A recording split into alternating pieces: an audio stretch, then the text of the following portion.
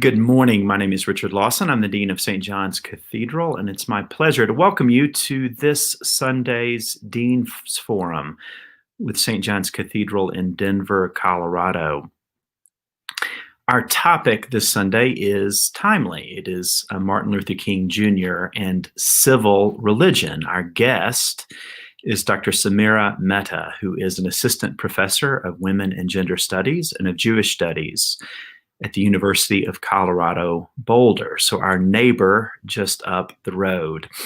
Dr. Mehta, welcome. And if I may say, go ahead, please. I was just going to say thank you so much for having me. Absolutely. And if I may add, your research and teaching focus on the intersections of religion, culture, and gender, including the politics of family life and reproduction in the United States. And your PhD is from Emory. All of that is most interesting, and I am just delighted that you're with us today as we talk about these really interesting subjects. So good morning and welcome. Thank you very much. As I mentioned in our phone call this week, there's a lot more I could say about your CV. It's very, very impressive and interesting. Everyone can find it online. You also have a nice web page that is super interesting as well. But where I want to begin is by saying congratulations on your two upcoming books. You have two books under contract that will be published soon with fantastic titles and intriguing titles. One is God Bless the Pill, Contraception and Sexuality in Tri-Faith America, which is under contract with UNC Press. And a second book under contract with Beacon Press, The Racism of People Who Love You Essays. Please, by way of introducing yourself, tell us a little bit about these two books. So the first book, God Bless the Pill, is a traditional sort of academic monograph, although the press is really hoping that what I will end up doing, and what I'm certainly trying to do, is to write something that will have broad popular appeal as well, right? So it'll be important for scholars, but it will also be the kind of book that you might put under a Christmas tree.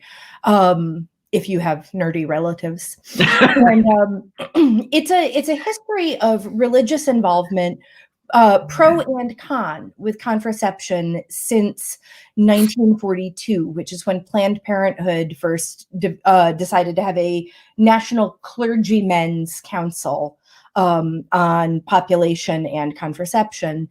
And I find the sort of support for contraception, we know the history of religious rhetoric against contraception really well. So I'm probably more interested in religious rhetoric in favor of contraception, not because both aren't important, but because one is less explored.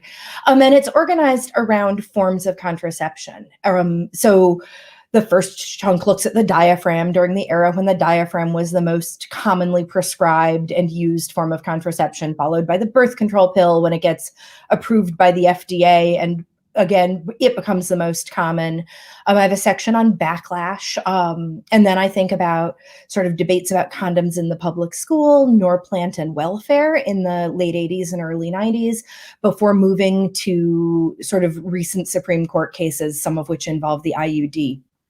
And so I'm excited about that. It's due to the publisher 1 year from Friday.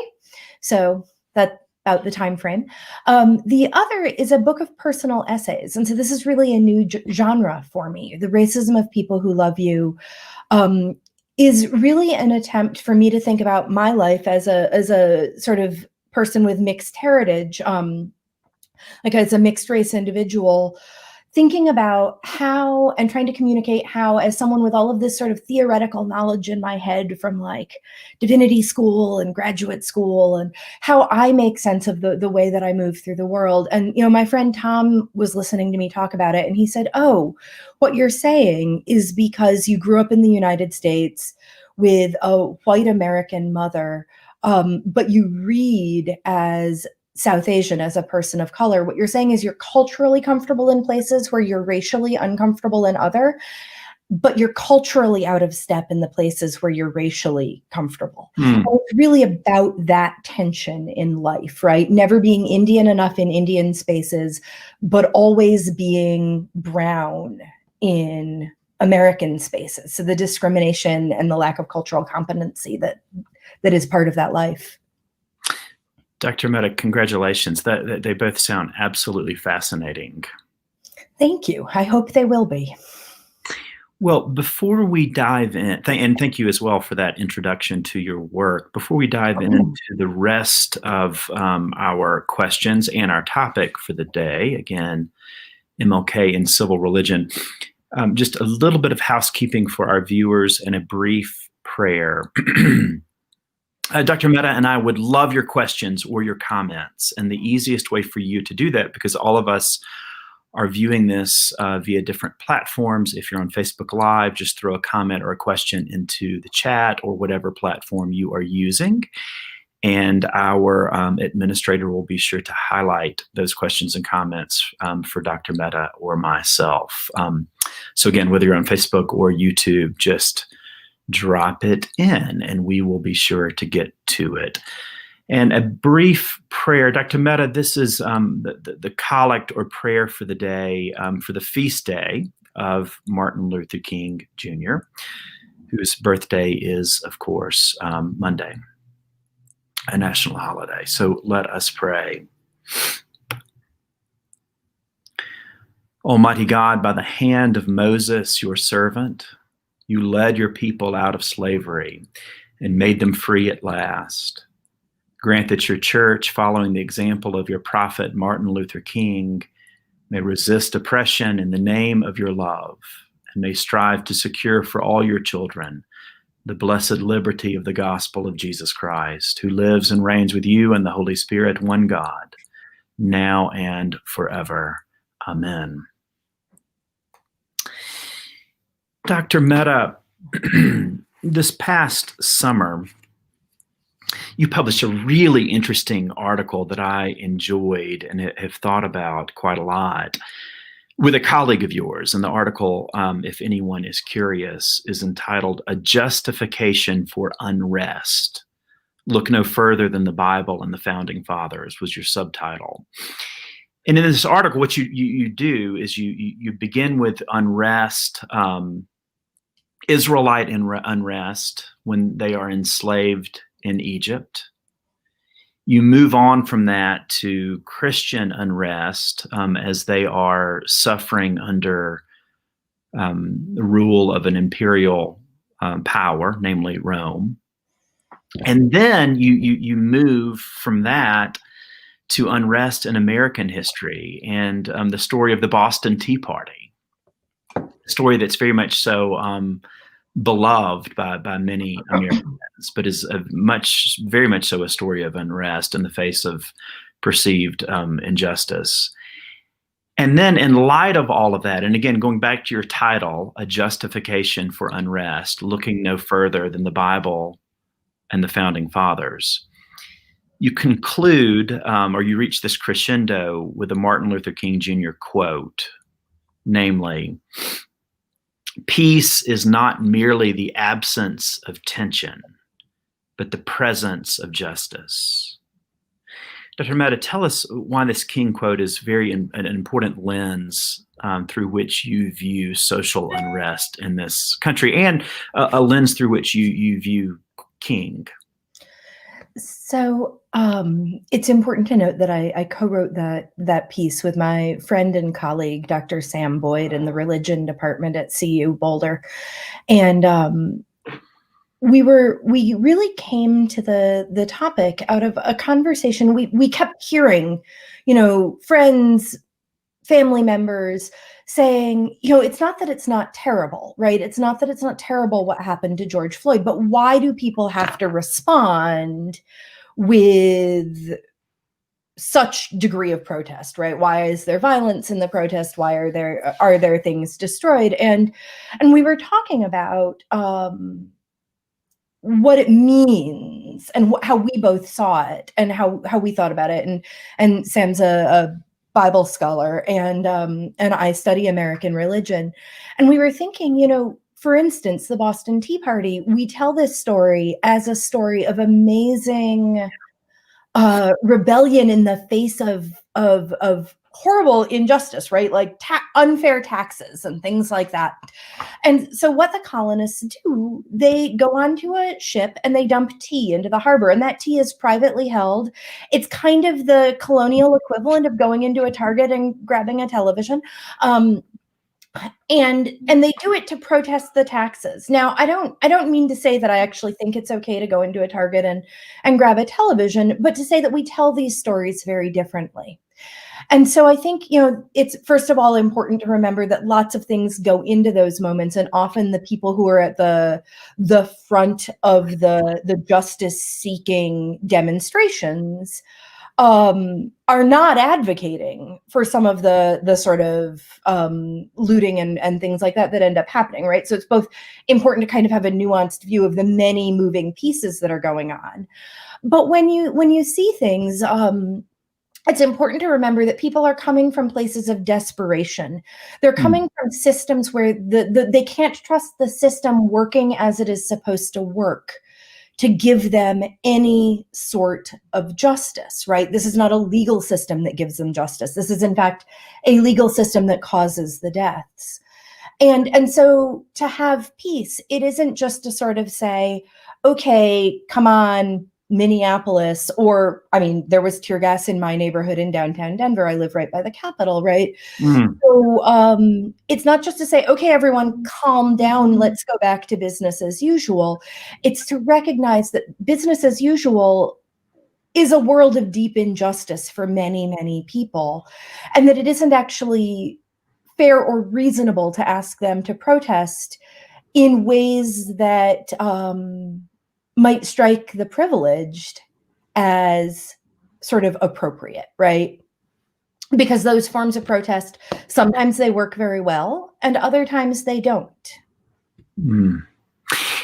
That's really interesting, especially you use the word desperation.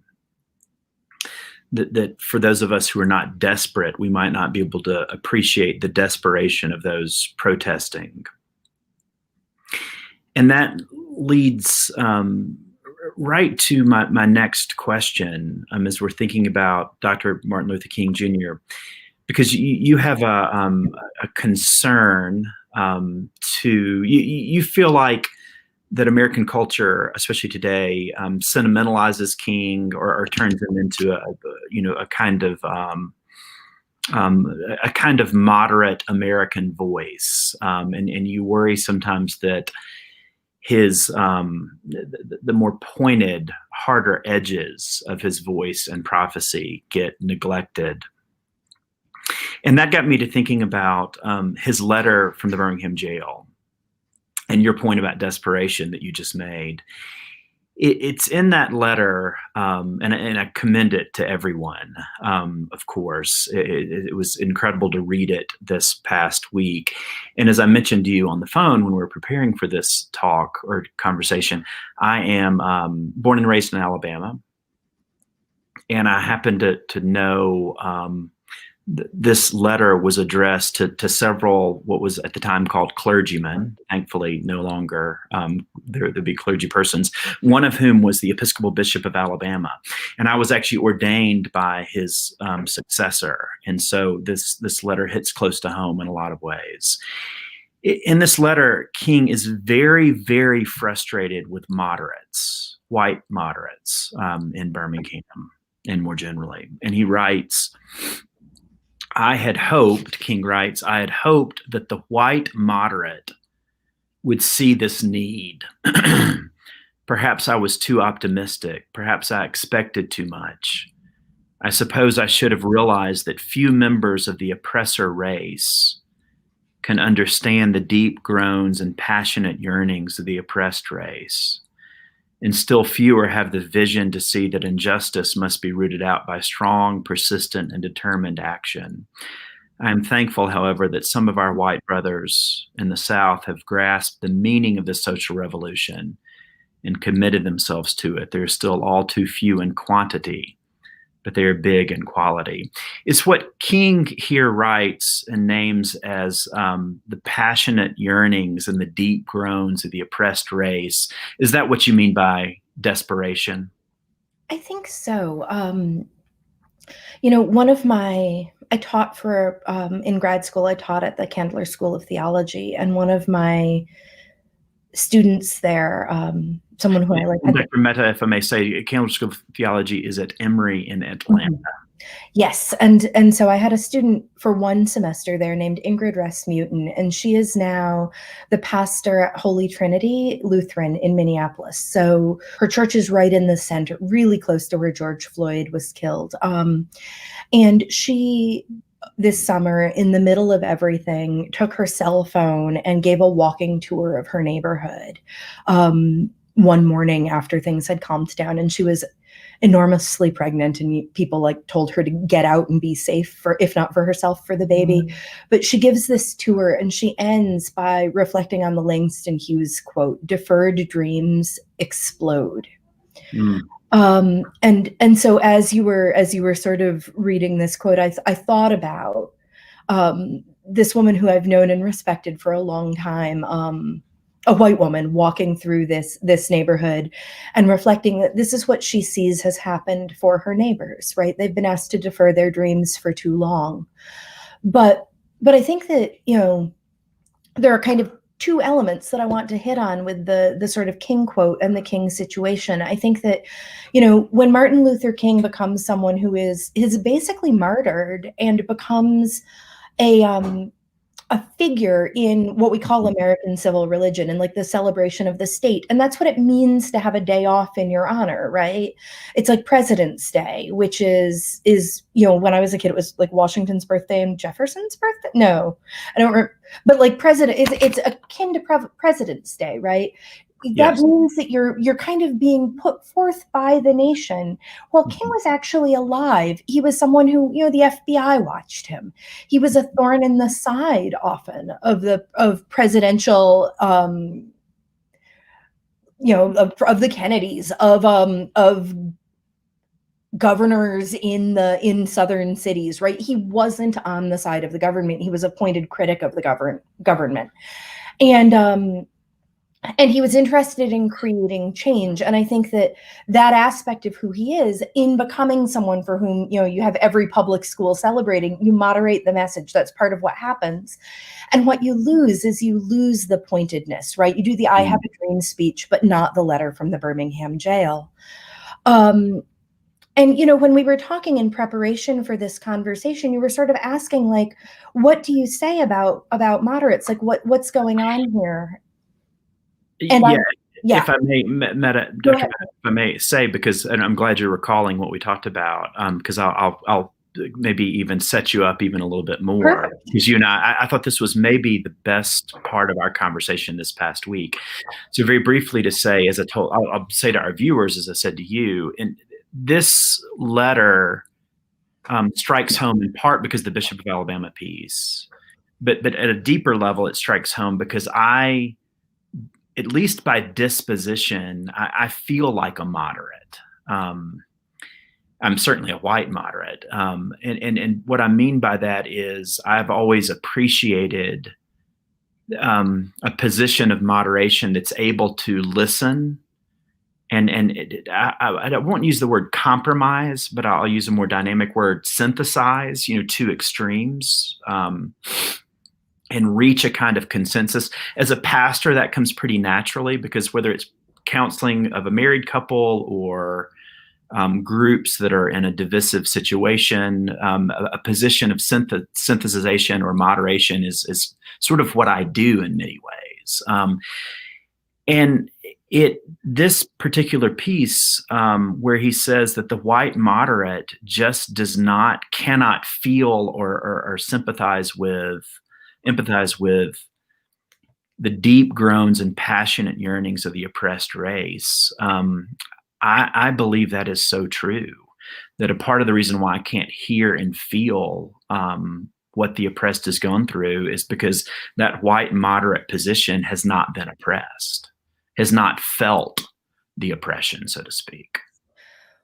Well, and I think that there are risks and advantages to a moderate position, right? It's not a position that I necessarily think of myself as holding, but I think that there are So I think that there are sort of three pieces to this. The first is when you talk about synthesizing positions, or and you said you're thinking of the word synthesize as a more dynamic version of compromise. If one group of people is dehumanizing another group of people, right? The compromise position can't be, well, you're sort of human, right? Yes. Like either you're giving people full dignity as human beings or you're not. And if one group does not see the ways in which they're failing to treat another group of people as fully human, then they need to learn how to do that, and somehow that needs to come about. And if they can't come to that point, certainly there's no impetus on the group that isn't being treated with their full humanity to like accept that and wait for the other people to come around like patiently and graciously, right? Right. I don't think that's what you're saying, but I do think that there is this risk in sort of, as we broker a compromise, Mm-hmm. I think the person brokering needs to have a really good sense as to like, where is the point at which a compromise is impinging on other people's humanity? And I think that part of why this is important, there's a meme that you see on like social media sometimes, and I think that this originally kind of got started in the marriage equality movement, where in some ways it really does work very well. And the meme is, rights are not pie. More for me does not mean less for you. Or more for you doesn't mean less for me. You saw it both ways. Now, with marriage equality, that makes a lot of sense, right? Nothing about my best friend's marriage to his amazing and fabulous husband cheapens the marriage of a straight couple, as far as I can tell, right? Like their ability to have the legal rights and protections of that union does not affect someone else's legal rights, and what each of them are doing in their own homes can remain nobody's business. But it's not actually always true that more rights for me mean do not take rights away from someone else. And the example that I used while we were talking is, if you think about, and you'll excuse me, I'm a sexuality scholar. If you think about marital, like conjugal rights, before marital rape was recognized as a category, men had total right to their wives' bodies whenever they wanted. That was a right that came to them with marriage. Acknowledging marital rape, that a husband can rape a wife, or that a wife can rape a husband, but sort of patriarchy being what it is, that actually does lessen a husband's rights, right? For a woman to have the right to bodily autonomy means that a man who might have like a claim to her loses that right. There's actually a loss there. To put it in other terms, for a 12-year-old, for a Black teenager to have the right to like have a super soaker, or I don't know, a bottle of Gatorade, means that a cop doesn't have the right to kill him and then say, well, I was scared, and not face murder charges, right? And some of those like rights are official and legal, and some of them are sort of functional.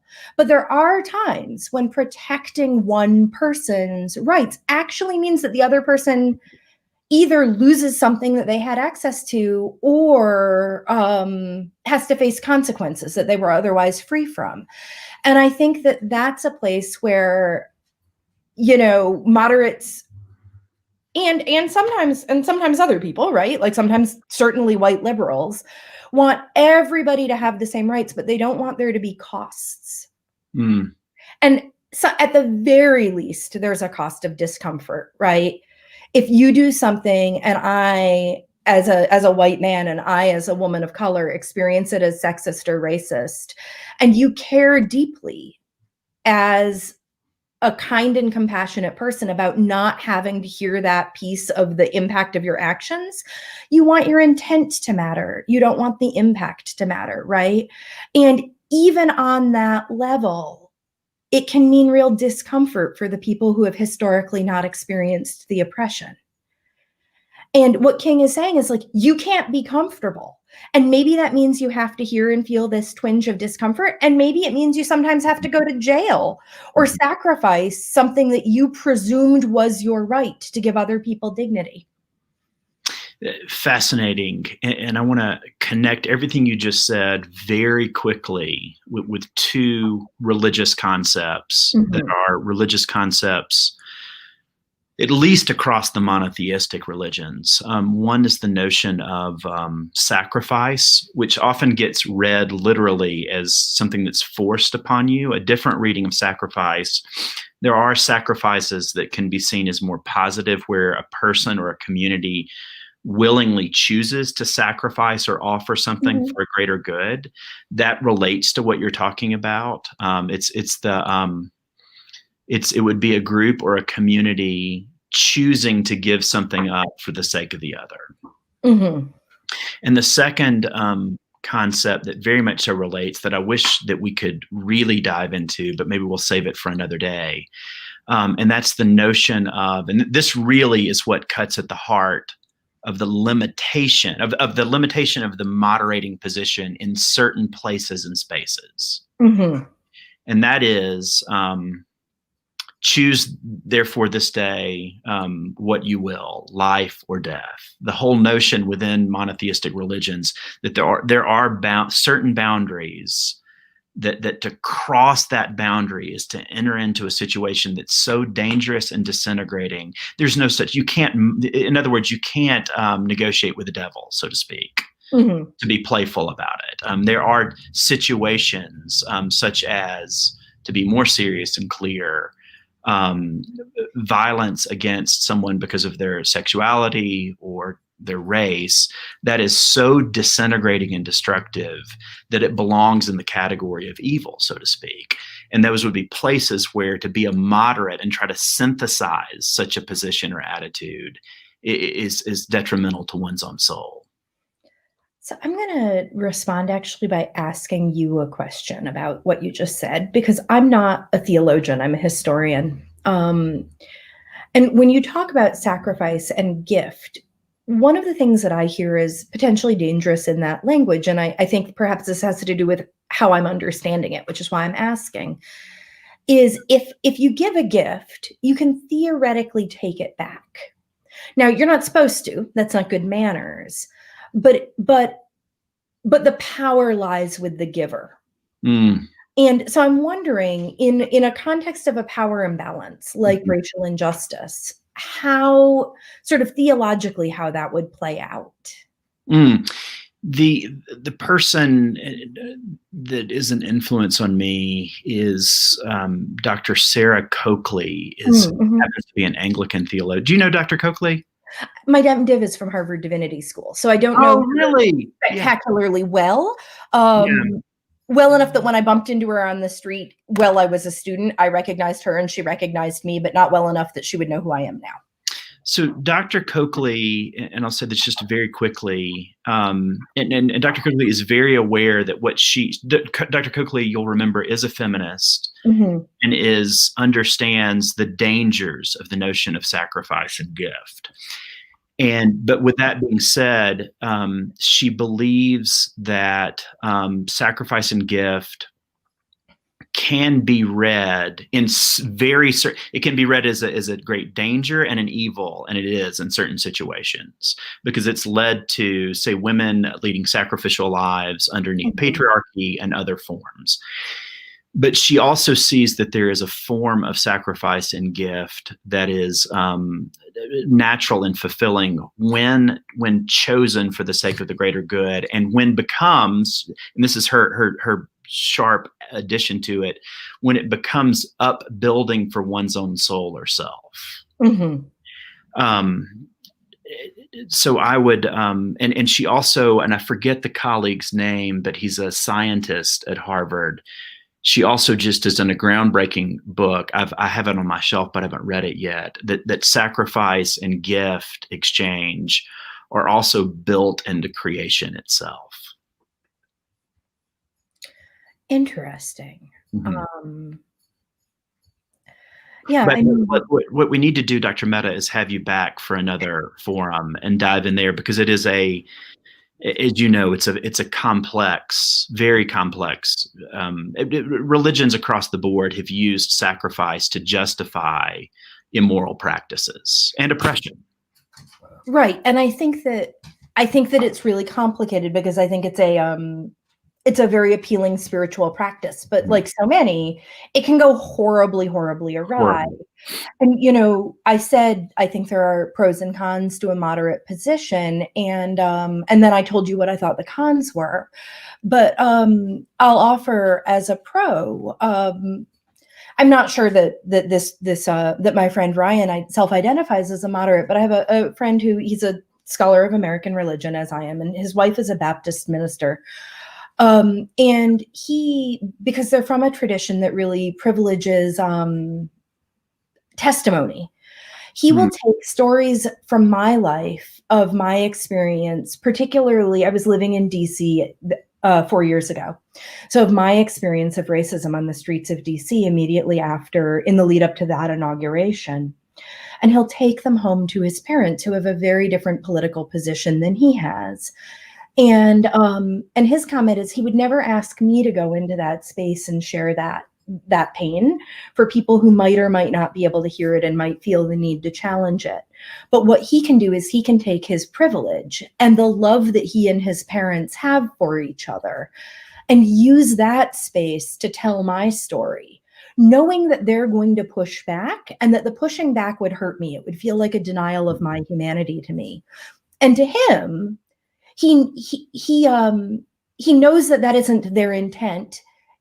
He can then work from that position, right? He's in the middle. It's not hurting him in the same way it would hurt me. And he can use my stories, which I trust him to represent. And he does this with other people's stories as well, of course, to create increased compassion with people who live in a world where they don't have the diversity of friends, right? Mm-hmm. So like my stories sound unbelievable to his parents who live in a really homogenous space. So it's not precisely a political moderate position, but it's a temperamentally moderate position, right? And he can use that to bring about change in a way that provides a buffer. And also he cannot get angry, right? I would get angry if my humanity was being diminished. And I think he sometimes gets angry too, but it's less personal. And so he can be better in that moment and create a kind of change that I can't. So that's really interesting. One, I'm going to begin using the term temperamental moderate, because that's more interesting. And the second thing is, I think what you're describing, that what your friend can do at his best, is what King in this letter is asking moderates to do, because it's written to people who have places and spaces, authority and power to do exactly what you just described. Well, and I think that there's also an asking people to take risks, right? So I lived in Atlanta for 8 years, and the Temple bombing, which is a very famous event in Atlanta history. It's the bombing of the big downtown Reform synagogue. It's in the movie Driving Miss Daisy. Happened because the synagogue hosted an interracial, interfaith breakfast, right? And so one of the things that I think is also being called on and the Temple is a lovely institution. I don't think it's ever been sort of a radical hotbed of political activity. It wasn't when I lived there, certainly. And so he's also saying, take some risks, right? Like they took a fiduciary risk when they did that. They got bombed. The building's still there. I mean, also they took real, like not just risk with their building, right? Risk with their persons. He's saying, put some skin on the line. You don't have to. Nothing will force you to. Do it because it's the right thing to do. And don't ask us to be in a constant space of risk because you can't get your act together to be at risk yourself. Interesting. In this same letter, King, and you've shifted us to the notion of organized religion or community. He has this incredible musing that he does. And you can tell this is really from his heart as he's in jail, thinking about being a pastor and the role of the Christian community and religious communities more generally. And he asks a pointed question: is organized religion too inextricably bound to the status quo to save our nation and our world? And he muses upon that very question, and then he wonders if King wonders if he should turn his own faith to the inner spiritual church for the hope of the world, the church within the church. But again, he finally concludes, I'm thankful to God that some noble souls from the ranks of organized religion have broken loose from the paralyzing chains of conformity and joined us as active partners in the struggle for freedom. Dr. Mehta, we're beginning to see the end of our time together. So if you would just share briefly some of your thoughts on organized religion as a scholar. I mean, I think that organized religion, again, everything is sort of Janus-faced, right? There are positives and there are negatives. And I can answer this as a scholar. I can also answer this as a person. And as a scholar, I would say, organized religion has tools. It's got community. It has resources. You can offer people sanctuary in churches in a way and get an entire community behind that in a way that it's really complicated to offer people sanctuary in a home. You have sorts of authority and respectability as like clergy has that average people don't. I have a colleague who's writing a book on the clergy consultation service, which was a group of mostly Protestant and Jewish clergy who helped women access abortions before Roe. And how did they do that? They had respectability and networks that could make that possible. Largely, they helped people get to states where abortion was legal. And they could do that because of respectability and networks. Organized religion gives you those things. It gives you, but it also gives you like buildings with roofs that leak. And if you have respectability, you can lose respectability. So what do you spend your money on, right? Do you spend your money on ensuring the communion silver, or do you sell the communion silver to feed the poor? My friend Mandy is a minister at the United Methodist Church, a United Methodist Church in LA. They sold their building, but not their parking lot. They can do this because they're in LA. They have a big tent. They have services in the parking lot. They've discovered that people who weren't comfortable coming into their very fancy building are comfortable coming into the tent. So it's expanded their congregation. And the money from the sale of that building goes to fund social services in the city of LA, their outreach. You know what? You can't actually do that in Minneapolis because you can't actually hold services in a tent in January, right? So like, how do you balance those things? And so I think that there is this organizing power. There's also this impulse for conservatism to steward what you have. As a person, though, I always think, so I'm Jewish. So I believe very much in religious community. I belong to a religion in which we have prayers that you cannot say if there are not 10 Jews present, right? That's a real claim to community identity. But I'm a convert and I grew up Unitarian. And I always think in this church that I grew up in, there was this man, and I don't think he was entirely well, and he was deeply cosmically unpleasant. Nobody really liked him, and he said painful, rude things to people all of the time. And when he was dying, that church made sure that somebody visited him every single day. Nobody particularly cared for him personally. But nobody ever forced him out of the community. They did contemplate, one minister tried, and they contemplated forcing her out instead. And they cared for him. And they did that because that was the communal responsibility. We care for people, and we care for people outside of, obviously you should care for people out of personal bonds of affection. But you care for people need care whether or not they are pleasant and likable. And in an individual personal relationship, that can become abusive or problematic. But in a community, there are a way to set bounds. There's a way to make sure that it's contained. And there's a way to offer a person the care they need without allowing them to damage the other people. And in some ways, what's a more radical act of love than that, right? And so I think both of those things are there.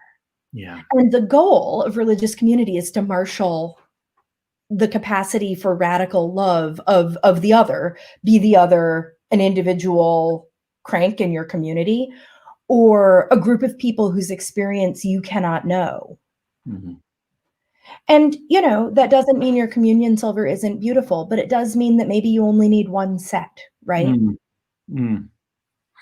Dr. Mehta, I'm afraid that we've got, I wish we could continue. So we have time for one more question. What advice do you think Dr. King would give President-elect Biden and Vice President-elect Harris, and by extension, the whole country, during this new season in our life? I mean, I think it's perhaps the quote that you pulled out of his quote that you pulled out of my article. The Hmm. peace is not merely the absence of tension, but the presence of justice. The country really needs some form of healing, right? We are so divided and it's so frightening, and we need like literal physical healing. There's a massive pandemic. But that healing needs to look like a deep shifting and bringing of justice to the dispossessed, or it's simply wallpapering over cracked plaster, Mm. Mm. right? Like getting everybody to get along and to have it look good in the halls of power doesn't do anything. Yeah. If policing still works the way that it does right now, if Black and brown communities cannot get access to the vaccine and are dying of COVID at stunning rates, if women take all of the professional hits when the schools close and we say to the teachers, go back in to save the economy, but we're not going to pay you and we're not going to vaccinate you. Mm. Right? Like getting everybody to just all like, why can't we all get along? Yes. That won't fix anything. You need to not have people crippled forever by their student loan debt, whatever it might be, right? And I'm kind of bringing up policies that are in the air right now, but these are big moral issues and moral questions, right? Like, how do we create justice? Yes. Dr. Mehta, thank you so much. And in summary, may our actions always speak more loudly and eloquently than our words. And yours certainly do today in the way you've called us to that kind of vision. So thank you very much. God bless your work, your teaching, and I certainly hope that our paths cross again soon. I would love that. Thank you so much for having me. Yeah, of course. Take care. Thank you. For those of you who are joining us and who are interested, Holy Communion with Spiritual Communion begins at 10 a.m. on our website, sjcathedral.org.